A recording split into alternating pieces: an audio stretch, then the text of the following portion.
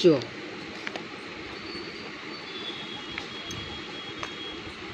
7 ઓછા 7 પંચા 35 -35 અને 9 ચોક 36 ઋણ સંખ્યા ધન સંખ્યા કરતાં નાની હોય એટલે -35 ઇઝ લેસ દેન 36 એટલે મૂળ અપૂર્ણાંક વચ્ચે પણ આ જ નિશાની આવશે એટલે 7/9 ઇઝ લેસ દેન 4/5.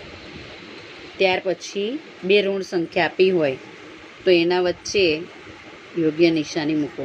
-7/3 અને -5/2 એટલે -7 × 2 અને -5 × 3.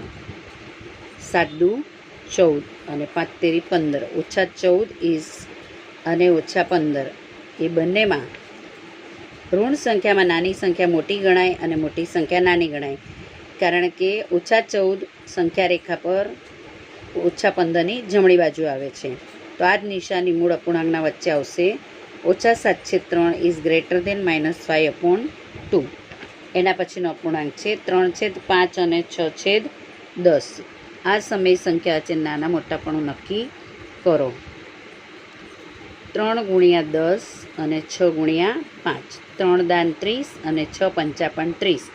અથવા જો મેં તમને બંને રીતે ટેક્સ્ટબુકમાં આપ્યું એ રીતે પણ કરીને બતાડ્યું છે.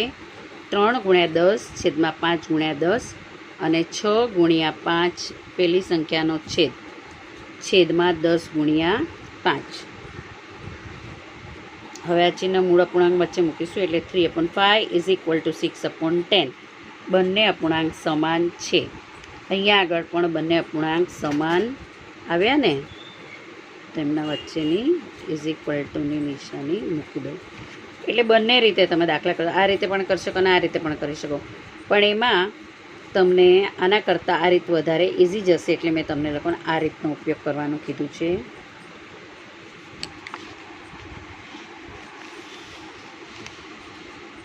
હવે આપણે મહાવરા સંગ્રહ 1.2ના દાખલા આ જ રીતે કરવાના છે, પણ એ કરતાં પહેલાં તમારે આપણે જે શીખ્યા ને એના ગુણધર્મ લખવાના છે.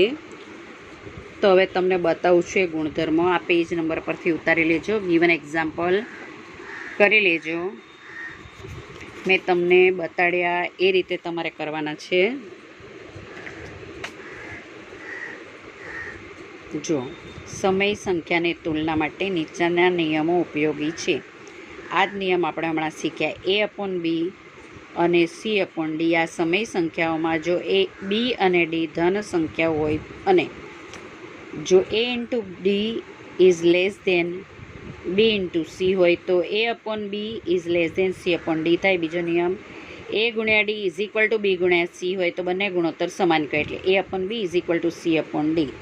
સેમ વે જો AD is greater than BC હોય તો, એટલે કે આ AD અને BCના ગુણાકારની વાત કરે છે, તિર્કસ ગુણાકાર હમણાં આપણે કર્યા એ જ રીતે, તો A/B is greater then C/D થાય. હવે આપણે મહાવરા સંગ્રહ 1.2ના દાખલા આ જ રીતનો ઉપયોગ કરીને કરવાના છે. સૂચના જોઈ લો. નંબર 1, નીચેની સંખ્યાઓ વચ્ચે નાના મોટાપણું નક્કી કરો. બધા વિદ્યાર્થીઓ પહેલાં દાખલાની રકમ ઉતારી લેશે.